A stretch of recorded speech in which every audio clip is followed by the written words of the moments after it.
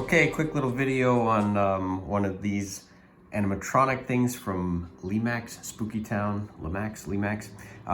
Bought one at Michael's, it was on sale. You know, these are not usually cheap. Got it home, couldn't get it to work.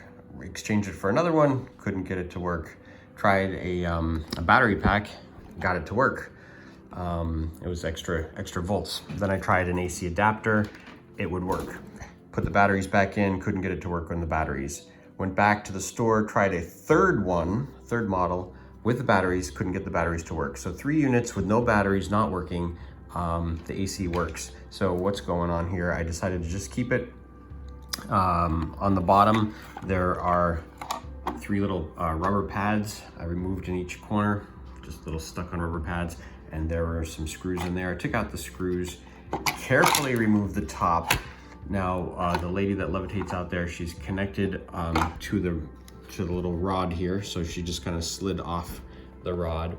And the problem seems to be that the contacts for the batteries are not very tight at all. You can see in here, this is where the positive contact is supposed to go, and it is just a tiny little nub.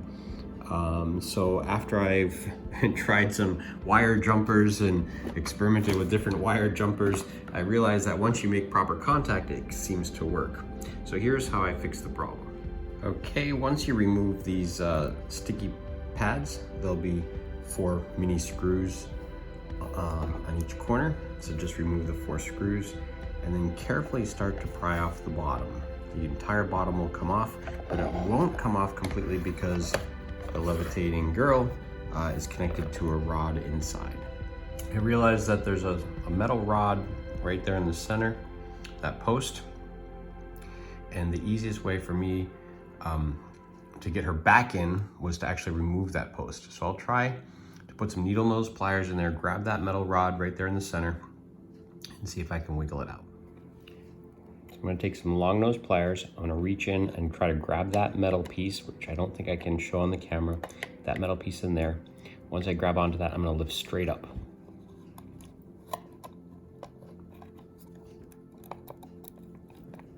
Give it a little wiggle. Okay, so now the metal rod came out of the plastic that was in the bottom, and the entire unit should lift off like this. So that's the metal rod that I grabbed with the needle nose pliers, and I lifted it up out of this hole here. Previously, I was able to lift her off and slide the mechanism off the little ramp here, and the rod stayed in. But then when I couldn't get her back on, I realized it was easier to remove the rod from here, place the rod inside the bottom of the body up here, and just leave it sticking out some. It just comes right out. So I left it sticking out and then used the needle nose pliers to push it back into the hole firmly when I'm putting it back together. Again, the problem seems to be on the positive lead side of the battery. That's the positive side. It's the flat side, not the spring mechanism there. That's got a little tension to hold the battery in place, but the battery contact is not, positively is not making contact to that little nub. So I took a small screwdriver and I carefully pushed this out. Pushed it out of the back of the unit. So here's the lead coming out of the back of the unit. You'll notice that there's a piece of shim metal, a little tiny piece of shim metal right there. It looks like this piece here. Apparently they put the shim metal in to perhaps bulb it out a little bit more so that it would make contact, but I don't think that did the job. How flat that little nub is. That nub sticks out. That should make contact with the positive lead of the battery when that battery's in there. So this battery should make contact there when it's inside, where the battery's facing the proper direction. Problem is, the plastic is too thick, and that prevents the battery nub from sticking in. Perhaps a different brand of battery, I don't know, but we need to make that nub a little bit bigger. So I'm just gonna take the plier and put a little concave bend in this so that the nub will stick out a little bit more. Okay, so I'm just gonna take the needle nose plier and I'm gonna apply it at the back where the nub is and just carefully bend it a little concave. I don't wanna go too much. but I'll just try a little bit of a bend here and here so that you'll still be able to put it in the slot. I'll try the other side as well. That might be a little aggressive, but now I'm hopeful when I put that back in the slot, that nub will stick out further. Okay, and now it is actually just with a little bit of pressure, the lights are coming on.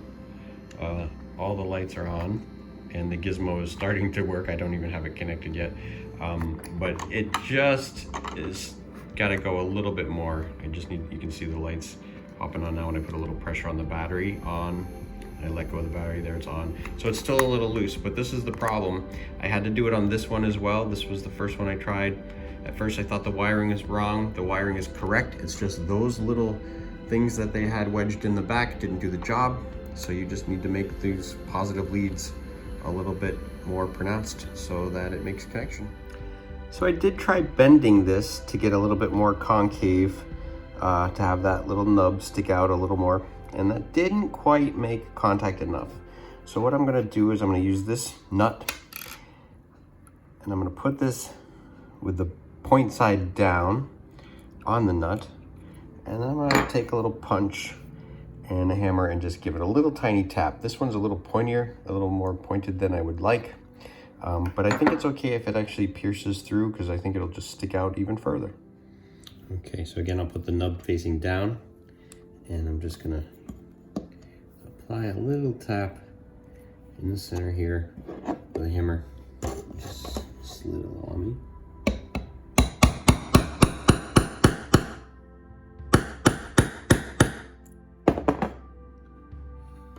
And it sticks out a little bit more, but not much. Let's see if I go a little bit more. Let's just see some more metal. One of the tabs broke off, I see. Okay.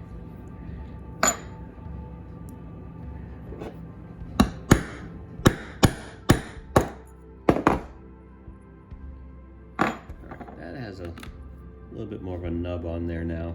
So I'm thinking that might make better contact with the battery when it slides back in.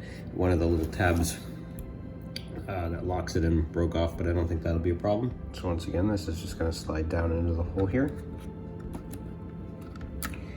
All right, and they had glue on here to keep those together, but I don't really think they're in the way. I could put a little hot glue on there if I wish to, but I think I'll just kind of leave it as it is. So I had already previously bent this one. I didn't use the punch at all. I just bent that with a nice concave, and that one seems to be nice and tight. There's a good spring on this side. This is the one I repaired, and they also had those little shims in there, so I'm gonna go ahead and put those shims back in for now and see what happens. All right, so there's the shim, and I'm just pushing that in with the pliers just to help stick it out a little further. It's kind of loose now. Maybe I'll move it over to the side just a little bit.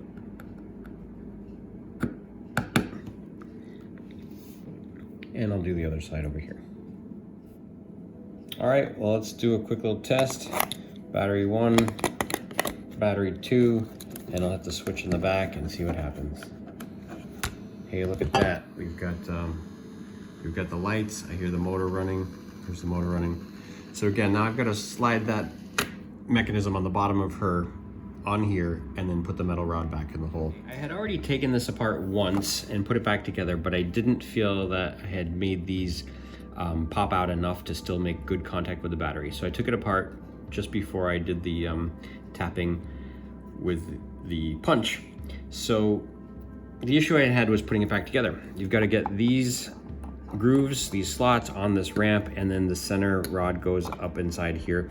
And I was struggling because when I first took it apart, this rod stayed right where it was somehow. I couldn't line it up right. Even by moving the motor, you can get the gear in a different position. You can get the gearing in a different position to help try to slide it on, but that wasn't working for me. So the option I found that worked best was to go ahead and remove the rod, put the rod inside here. It's just loose, it slides up and down. And then as I put this on, I lined up the slots, slid it down into place, and then reached back inside, grabbed the rod, and then lowered it into position and firmly planted it in the base. So I'll try that now. So just holding her from the top position, I was able to get the tracks going on the ramp, and you can see there's the rod there, and then you just slide this down further, and then you might have to hit the switch on the motor to get it into a better position that will line up for that, where you can, whoop, I think I just had it slide down manually. So now I'll keep it open enough so I can reach in there, grab that rod with the needle nose pliers again, there it is, grab the rod with the needle nose pliers and drop it down into its holder. Okay, now you can see I did have to turn the motor on to have it come to its lowest position, and the rod is planted. So once I close the base, I should be able to press down on her and make sure it's a good fit. Just line up everything square. As you put your base on tight, we can put the screws back in. 1, 2, 3 foam pads back on. They did lose a little of their stickiness, so you could probably always put some rubber cement or something on there, or just get some new ones. Corked, but they'll stay for now. Just squish them in. The 4 feet are back in place, the screws are in, and I found it, easiest to unscrew it when it was standing up on end carefully. And finally, let's do one more test. If I haven't banged it around too much, I'll hit the switch. And once again, it is working. This was one of 3 that I purchased from Michaels. I returned the first one for this one. I found out that they would work with the AC pack only. I had a universal AC plug, so they worked when I plugged them in, but the batteries weren't working. I even tried wiggling the batteries, nothing seemed to work there. So I think it was just the bad battery connection, and that's that. It's magically working. I hope this helped you out.